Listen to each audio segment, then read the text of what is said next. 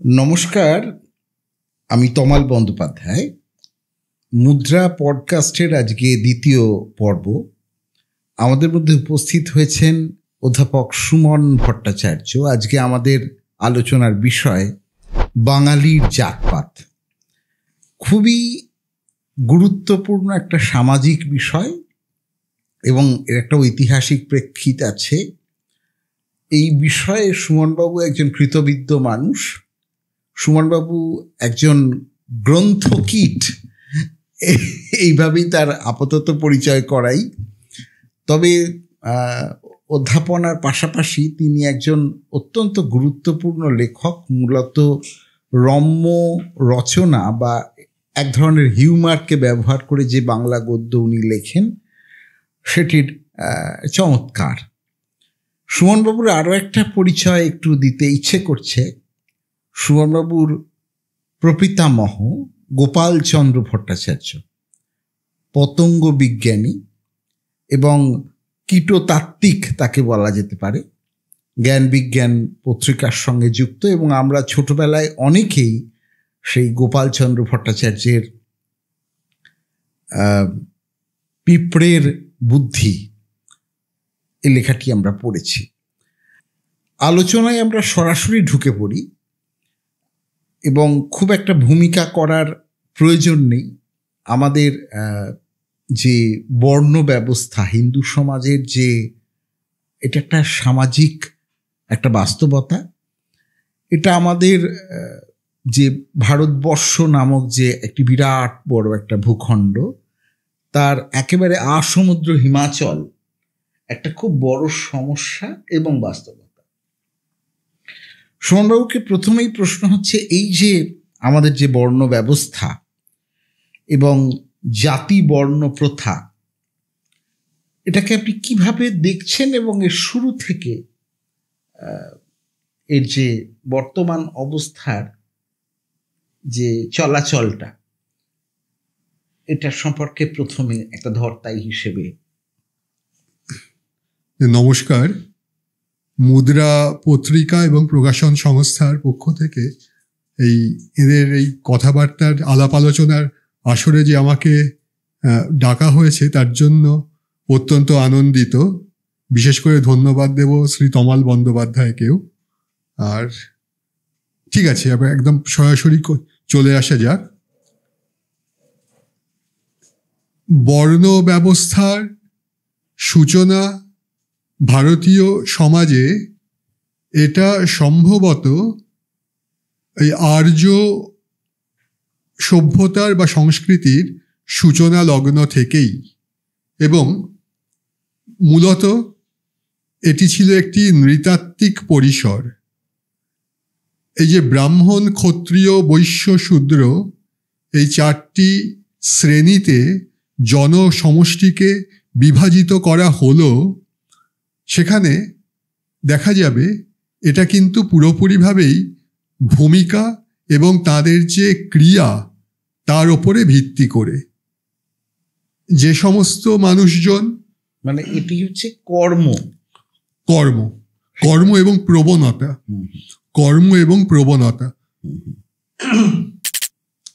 যে সমস্ত মানুষজন একটু চিন্তা ভাবনার দিকে এগোন বা সেই চিন্তা ভাবনা অধ্যয়ন এবং সেই চিন্তা ভাবনা সমাজের অন্য মানুষকেও একটা কল্যাণমূলক পরিসরে এগিয়ে যেতে সাহায্য করে, তারাই ব্রাহ্মণ। যারা ওই রাজ্যকে রক্ষা করা এবং তার যে সিদ্ধান্ত নেওয়া এই পরিসরে অগ্রণী, তারা ক্ষত্রিয়।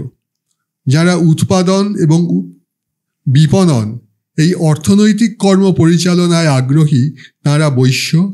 শূদ্র, এটি একটি বিশাল বিতর্ক।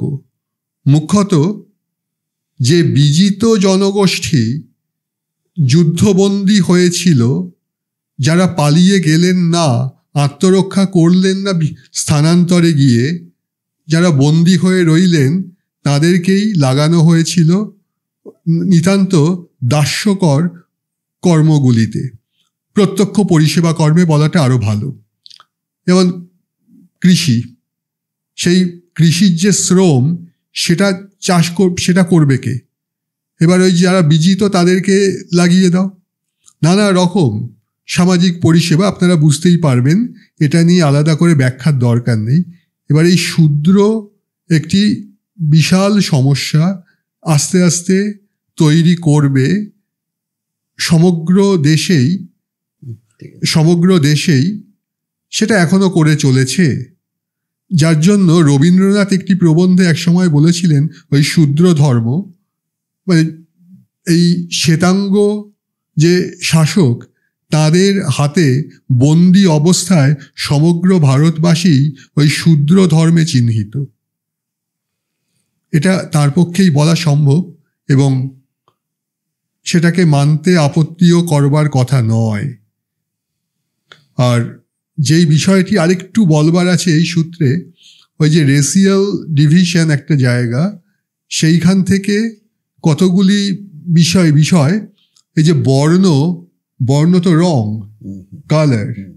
এবারে যে মানুষদের গায়ের রং একটু শীতাভ, একটু উগ্র ফর্সা, হ্যাঁ, তাদেরকে বলা হলো ব্রাহ্মণ। যারা একটু লোহিতাভ তাদেরকে বলা হলো ক্ষত্রিয়। যারা ঈষৎ, যাকে গৌরবর্ণ বলে, পীতাভ, তারা বৈশ্য। এবং যারা তাম্রবর্ণ, এখানে তো অ্যাবরিজিনালস বলা যেতে পারে, তাম্রবর্ণ, তারা হচ্ছেন শূদ্র। বলা বাহুল্য, ওরকমভাবে তো দেখা যায় না, কিন্তু এটা একটা ধারণা। এবং এর জন্য যেটা ব্যবস্থাপনাটা তৈরি হয়ে উঠেছিল সমাজের, সেটা খুব ইন্টারেস্টিং। সেটা হলো মানে ব্রাহ্মণের পরিধেয়, খাদ্য, সেগুলো সবই ওই সাদা ঘেঁষা। যার জন্য খেয়াল করবেন ওই পুজোর যে উপচারগুলো হয়, ওই খই, দুধ, বাতাসা, সন্দেশ, সবই কিন্তু সাদা। ওই শীত থেকে সাত্ত্বিক। হ্যাঁ, এবার সাত্ত্বিক বর্ণ, সাত্ত্বিক আচরণ, সমস্ত কিছু সৎ অবশ্য, মানে শীত থেকে। হ্যাঁ, না যে সত্য, রজ, তম। হ্যাঁ, সত্য, রজ, তম। এবার রজ, এইটা যেহেতু ওই ক্ষত্রিয় যারা, ওই মারকুট্টা লোকজন, মানে সেই রক্তারক্তি কাণ্ড কারখানা করেন, এবং তাদের খাদ্য রুচিতেও এটার প্রাধান্য। বেশ গড়গড়ে লাল কাবাব টাবাব টাইপের মাংস এবং এই ধরনের খাদ্য। এবং এই বৈশ্য, এদের ব্যাপারটা বলা যেতে পারে গড় পর্তা, অ্যাভারেজ। মানে ওই এখন তার মানে এই নয় তারা সারাক্ষণ পোলাও খেতেন, তা নয়। এটা একটা ধরে নেওয়া হচ্ছে। এবং এর যে অরিজিনটা, মানে বেদে আমাদের কিভাবে এটা, হ্যাঁ, ঋগ্বেদের 10ম মণ্ডলে পুরুষ সূক্ত, এখানে একটি শ্লোক আছে, ব্রাহ্মণস্য মুখমাসীদ, মানে ব্রহ্মের মুখ থেকে যারা উদ্গত তারা হচ্ছেন ব্রাহ্মণ, তার বাহু থেকে উদ্গত হয়েছেন ক্ষত্রিয়, কোটিদেশ থেকে বৈশ্য এবং পদভাগ থেকে শূদ্র। এটার বিভাজন নিয়ে একটা যৌক্তিক বা রূপক এটাকে ধরে নেওয়াই যায়। এবং বিশেষ করে যদি আমরা ওই আন্তর্জাতিক পরিসরেও ব্যাপারটাকে দেখি, ওই যাকে শূদ্র শক্তি বলা হয়েছে, বেশ পৃথিবীর যাবতীয় শ্রমভাগ তারাই তো সাধন করে গড়ে তুলেছেন। একদমই।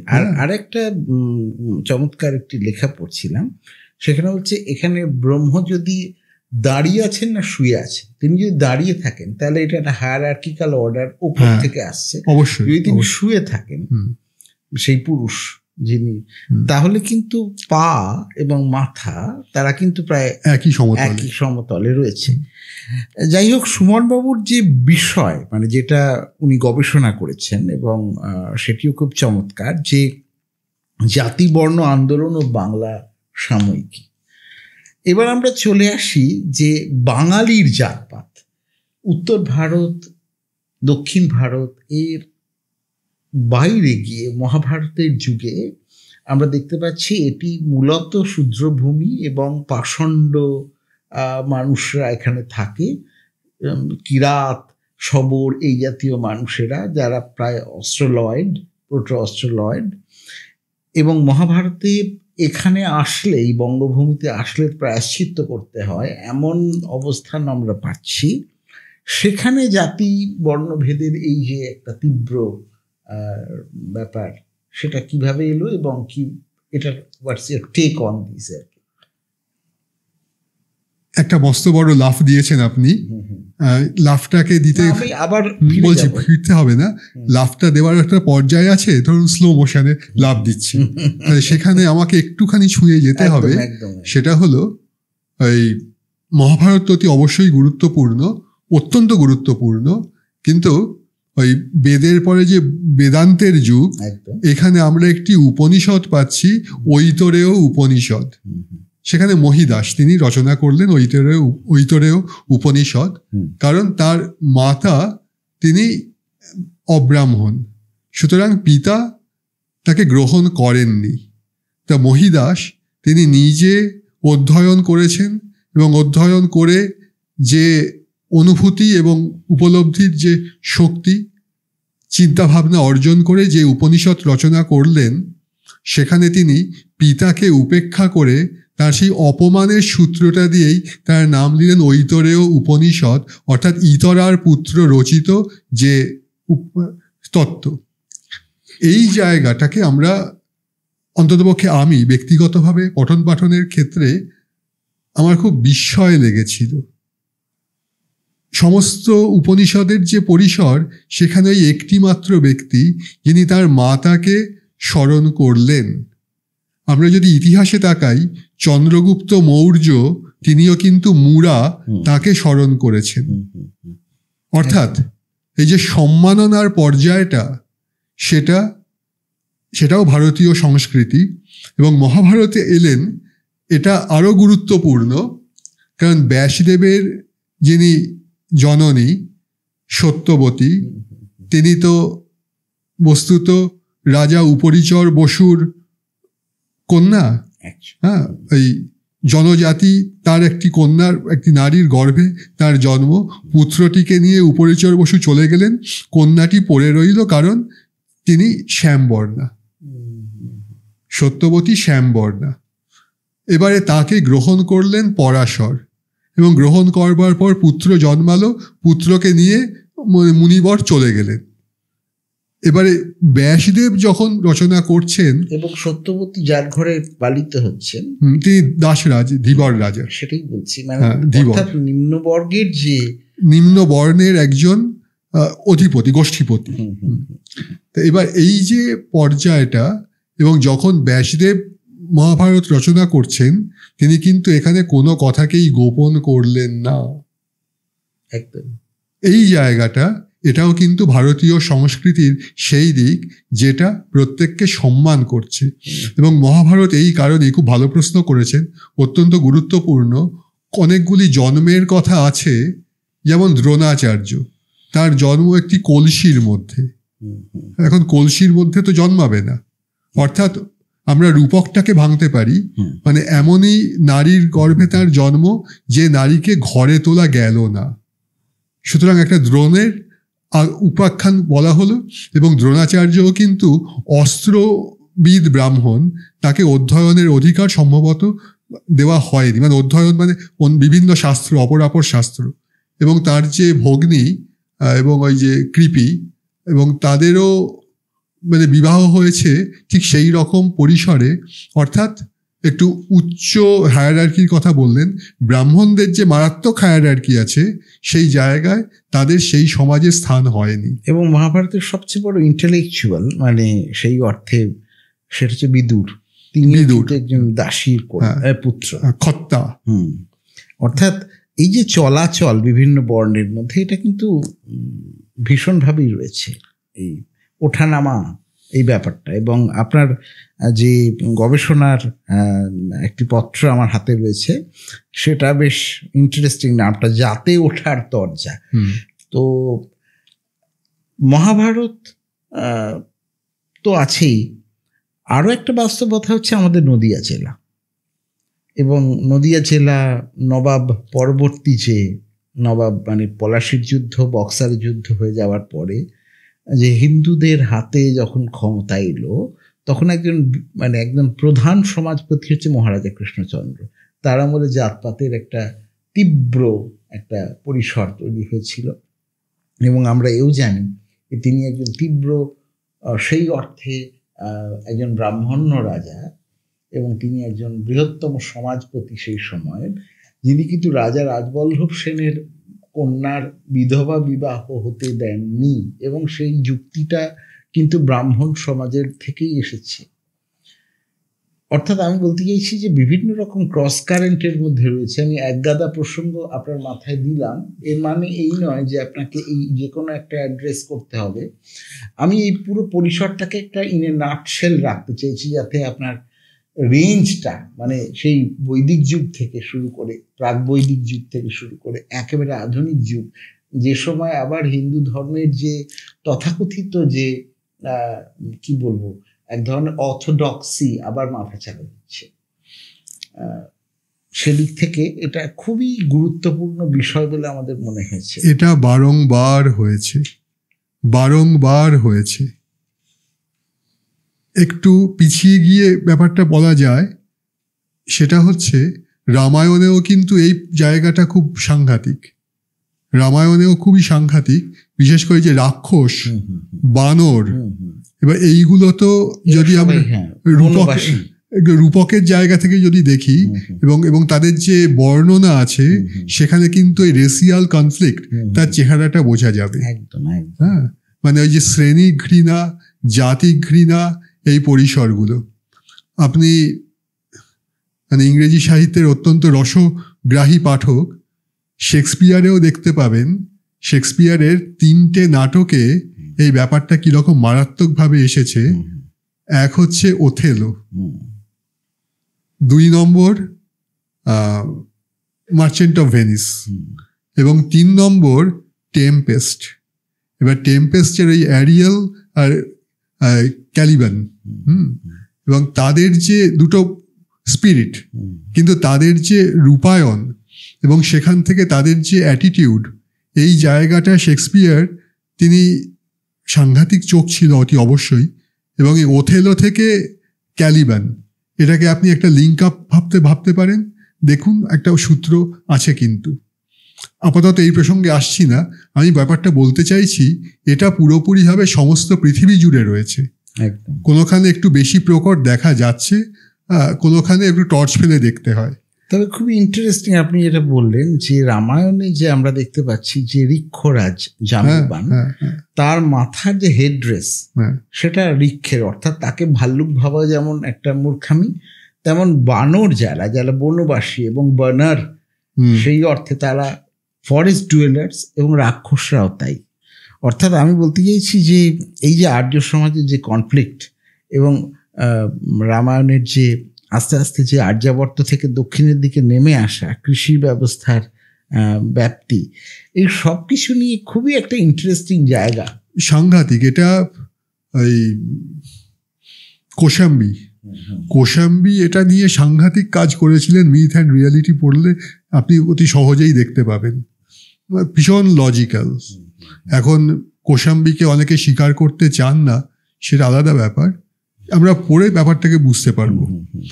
তো আমাদের এই প্রসঙ্গে আবার ফিরে আসি, সেটা হচ্ছে ওই উপনিষদের যাত্রাটা তো বললাম। এইবার যেই প্রসঙ্গটা একটু আসাটা খুব জরুরি, আগে বর্ণ থেকে জাতি কেমন করে এলো, জাত কেমন করে এলো, বর্ণটা কালার।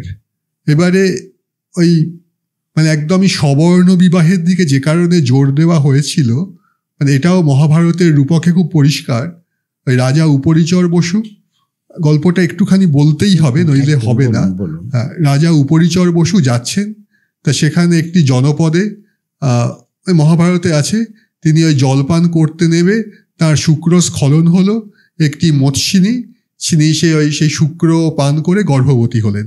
রূপকটাকে ছেড়ে দিন, মানে একটি ওই সম্প্রদায়ের একটি কন্যা গর্ভিণী হলেন। তারপর যখন রাজা ফিরছেন, তখন জানানো হলো যে 2টি পুত্র কন্যা হয়েছে। তা উপরিচর বসু পুত্রটিকে সঙ্গে নিয়ে গেলেন, কন্যাটি থাকলো। তাহলে এইবার মানে ওই যে স্ট্রাকচার, দেহ, নিশ্চিতভাবেই উপরিচর বসু দেখলেন পুত্রটি তাঁরই মতন চেহারা ইত্যাদি, সুতরাং তাকে নিয়ে যাওয়া যাবে, কোনো রকম অসুবিধা নেই। কিন্তু কন্যাটি ওরকম মানে সেই কালো কলো অমুক মানে ঠিক পাতে দেওয়ার যোগ্য নয়, সুতরাং ওখানে থাকলো। আমি আরেকটা জিনিস বলছি, এইটা খুব সাংঘাতিক। এই শরদিন্দু বন্দ্যোপাধ্যায়ের আদিম রিপু, সেখানে ওই ব্যোমকেশ যখন গিয়ে প্রভাতকে দেখছে, তা দেখলো যে তার মানে সেই মুখের মধ্যে তার দাঁত বেশ পরিষ্কার, কিন্তু তার আদিম বন্য মাতার একটু আদল সেখানে রয়েছে। অর্থাৎ এই যে চেহারার গড়ন, হ্যাঁ, সেইটা তাকে তো চেনাচ্ছে কোন জায়গায় কিভাবে আসছে না আসছে। তো এই পরিসরটা থেকে বিচারের ব্যাপারটা তার মধ্যে সেই সময়েও তো ছিল তো বটেই। এবং ব্যাসদেব তিনিও তো কৃষ্ণবর্ণ, তার জন্য কৃষ্ণদ্বৈপায়ন। তা এই যে ফ্যাক্টরটা, এবং আরেকটা ব্যাপারও আমরা অত্যন্ত বিস্ময়ের সঙ্গে লক্ষ্য করব, অর্জুন তিনিও কৃষ্ণবর্ণ, কৃষ্ণ তো নামেই মালুম। এমনকি দ্রৌপদী তিনিও কিন্তু কৃষ্ণা। অর্থাৎ মানে যিনি যেই সম্প্রদায় যেই পরিবারেই জন্মান না কেন, একটা কোনো না কোনোভাবে একটা অসবর্ণ, আমরা একদম আক্ষরিক অর্থে ব্যাপারটাকে দেখছি, অসবর্ণ একটা সংযোগ ঘটে গেছে, তাকে ঠিকঠাক ঢাকাচাপা দেওয়া যাচ্ছে না। যার জন্য ওই অনুশাসন পর্ব এবং তারপরে শান্তি পর্ব, যখন বিশ্ব সরসজ্জায় শোয়া, যখন যুধিষ্ঠির তাকে জাতপাতের কথা বললেন, এবং তখন মানে বিশ্ব একের পর এক শঙ্কর বর্ণের বিবরণ দিয়ে গেলেন।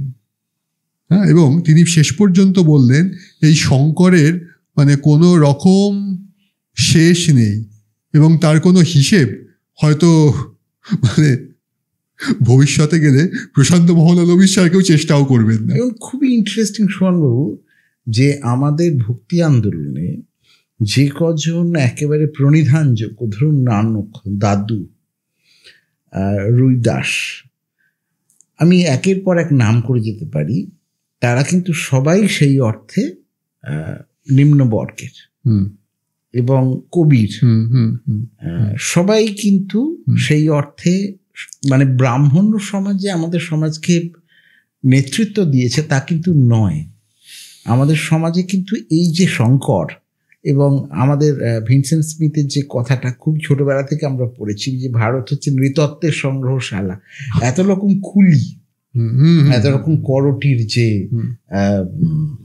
বৈচিত্র্য, ডলিকোসেফালিক, ব্র্যাকিসেফালিক, এবার eastern dolichocephalic, western dolichocephalic, eastern brachycephalic, western brachycephalic, মানে মানে চতুষ্কোণ করটি, হ্যাঁ, লম্ব করটি, নর্ডিক, আলপিয়ান, নর্ডিক এবং লম্বা মুখ, বিভিন্ন রকম আমাদের যে, এবং যেটা আপনি বললেন অস্ট্রোলয়েড, প্রোটো অস্ট্রোলয়েড এবং মঙ্গোলিয়ান, আবার এদিকে দ্রাভিডিয়ান আরেকটা গ্রুপ তৈরি হচ্ছে, এবং ওখান থেকে আবার দ্রাভিডিয়ানদের যে শেপ, সেখানে খানিকটা নিগ্রয়েড।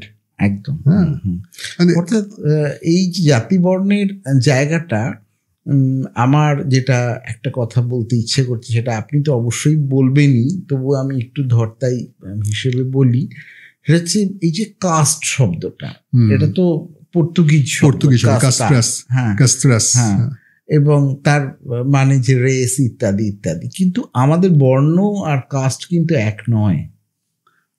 ওরা তাদের মতন করে ব্যাপারটাকে বুঝবার চেষ্টা করেছেন, শ্রেণী, মানে এটা মেগাস্থিনিসও করেছিলেন, তা যেই জায়গায় আসছি, যে কারণে এতগুলো কথা উঠে এলো, মানে দেখা যাচ্ছে যে ওই মানে প্রবল পরিমাণে স্ববর্ণ সেখানে তো থাকছে না ব্যাপারটা, সুতরাং এই বর্ণ ব্যবস্থাটা থাকলো, ওটা মূল, কিন্তু জাত মানে জন্ম, জাত মানে যার যেই কুলে জন্ম হয়েছে সেই কুলের পরিচয়টাই বড় হয়ে উঠবে, এবং যেহেতু পিতৃতান্ত্রিক সমাজ, সুতরাং সেই জায়গা থেকে পিতার কুল, সেই গোত্র, সেই পরিচয়ই সন্তান পাবে। সর্বদা কিন্তু এটা সর্বদা হয়নি, এবং খুব ভালো করে মনুর যে বিধান ইত্যাদি আছে, সেখানে ওই অসবর্ণ বিবাহের সন্তানকে পিতৃকুলে সেরকম অধিকারও দেওয়া হয়নি। এটা পরবর্তীকালে একটু ঢোক গেলা টাইপের ব্যাপার, তারপরেও নেই, মানে এখানে আরেকটা মারাত্মক ব্যাপার আছে, এই অনুলোম প্রতিলোম, অর্থাৎ সো কল্ড তথাকথিত উচ্চবর্ণের পুরুষ যদি তথাকথিত নিম্নবর্ণের নারীকে বিবাহ করে, এবারে যেহেতু সন্তান পিতার পরিচয় পাবে, সুতরাং সেইখানে একটুখানি ওই ঢোক গেলা, মানে ঠিক আছে মেনে নেওয়া যাক। কিন্তু যদি কোনো তথাকথিত নিম্নবর্ণের পুরুষ তথাকথিত উচ্চবর্ণের নারীকে বিবাহ করে, সে একেবারে সাংঘাতিক প্রতিলোম বিবাহ, এবং তাদের সমাজে কোনো স্থান নেই। এবং এই প্রতিলোম বিবাহের সন্তানদেরকেই চিহ্নিত করা হয়েছিল অস্পৃশ্য রূপে, অচ্ছুত। এটা সারা ভারত জুড়ে, মানে সমগ্র ভারতে ব্যাপারটা এইখানে দেখতে হবে।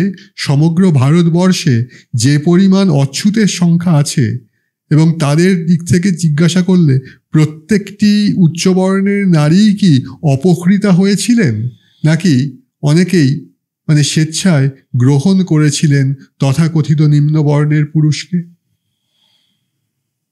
যদি অপরাপর ভারতীয় মানে অন্যান্য প্রদেশের উপন্যাসগুলোকে আমরা খুব মনোযোগ দিয়ে দেখি, বিভিন্ন সময় এই প্রশ্নগুলো উঠেছে বিভিন্ন উপন্যাসে। আর সাহিত্যের কথা পরে আসবে, কিন্তু আপাতত যেই জায়গাটা বলে এই জিনিসটাকে মানে প্রশ্নটার উত্তরে আমরা আসতে পারি, যেহেতু বর্ণ এই শব্দটি মূলে আছে, তাকে সরানো যাবে না, কিন্তু জাত জন্ম এই সূত্রটি যেহেতু এফেক্টিভ, ওটাই কার্যকর, সুতরাং সমাজবিজ্ঞানীরা জাতি বর্ণ এই শব্দবন্ধ গ্রহণ করলেন। জাতি বর্ণ তার ইংরেজি প্রতিশব্দ ওই কাস্ট, হ্যাঁ, ওটা ছিল পর্তুগিজ, হলো ইংরেজি। একদম। আর এই যে বর্ণ ব্যবস্থা, এই বর্ণ ব্যবস্থা মধ্যযুগে কিভাবে আপনার মনে হয়েছে যে, মানে আমি বলছি প্রাচীন যুগটা তো অনেকটা সাহিত্য ভিত্তিক, পুরাণ ইত্যাদির মধ্যে আমরা পাচ্ছি, কিন্তু বাস্তবে যেমন বৌদ্ধ যুগ খুব গুরুত্বপূর্ণ জায়গা, খুবই গুরুত্বপূর্ণ পরিসর এবং অত্যন্ত গুরুত্বপূর্ণ। এবং এই যে শূদ্র মানে যে শূদ্রদের বিরুদ্ধে যে তীব্র অত্যাচার, তার বিরুদ্ধে বুদ্ধের যে অবস্থান, এবং শুধু বুদ্ধ নয়, যারা যারা বেদ বিরোধী, বুদ্ধ এবং জৈন মহাবীর, খেয়াল রাখতে হবে এরা দুজনের কেউই কিন্তু জন্মসূত্রে ব্রাহ্মণ নন, ক্ষত্রিয় পরিবারের। এবং এই যে এই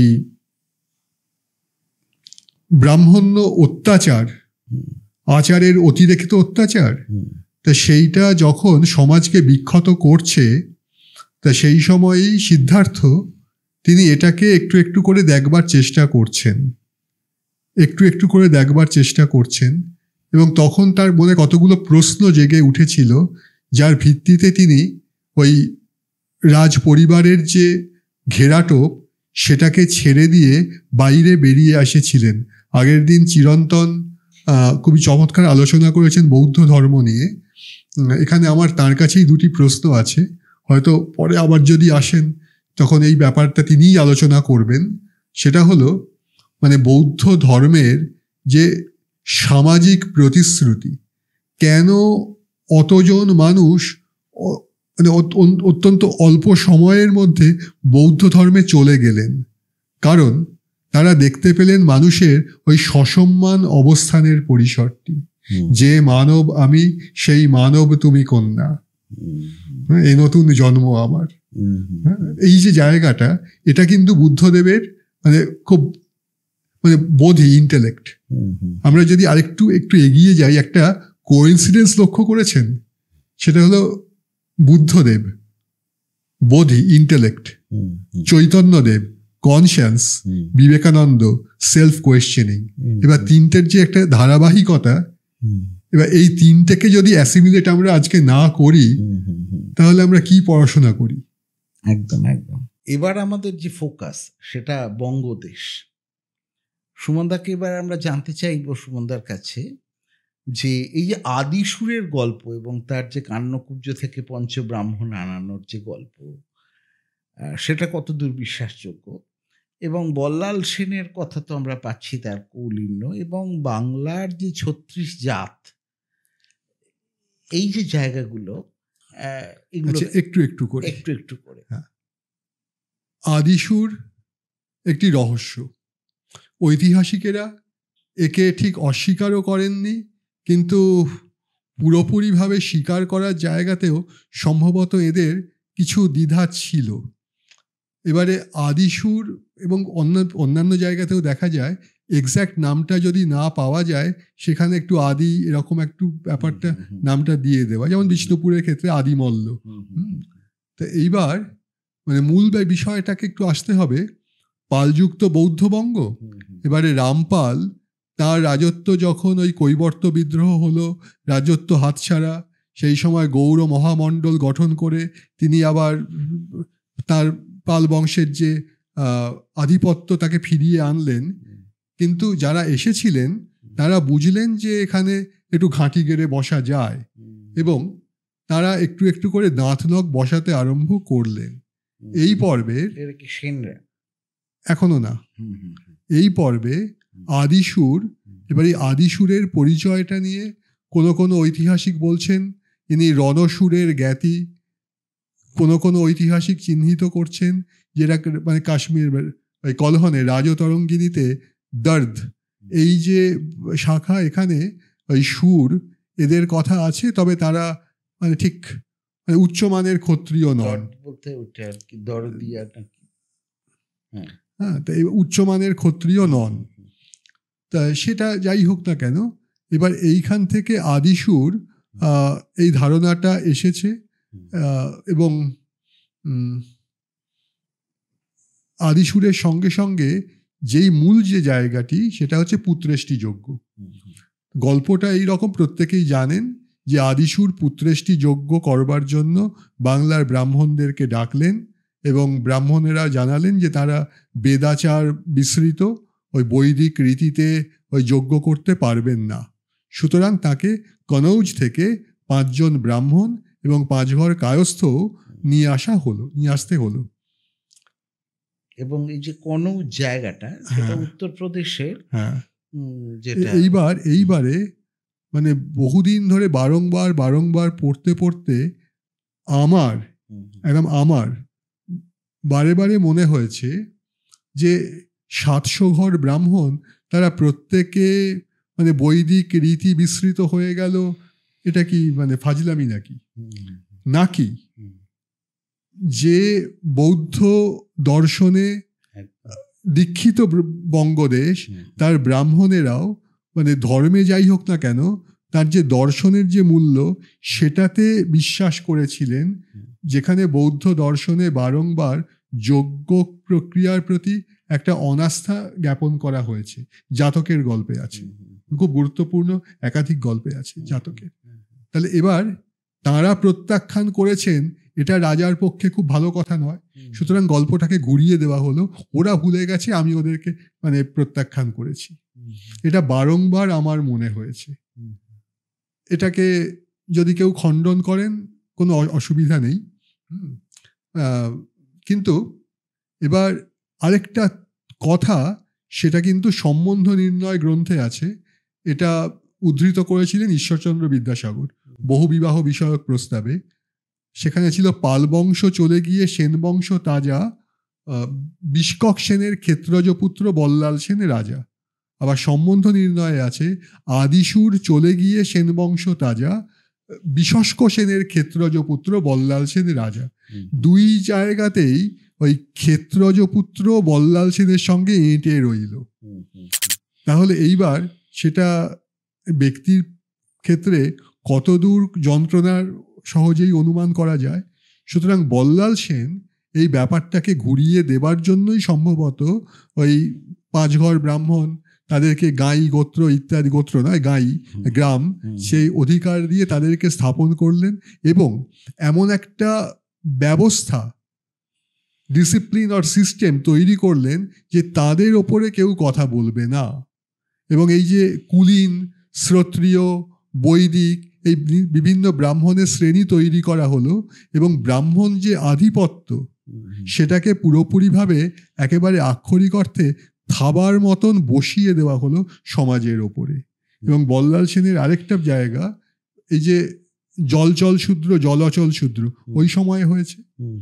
মানে বল্লাল সেন সুবর্ণ বণিকদের জাতে পতিত করলেন। এবারে এই যে কাজগুলো কেন কেন তিনি করছেন,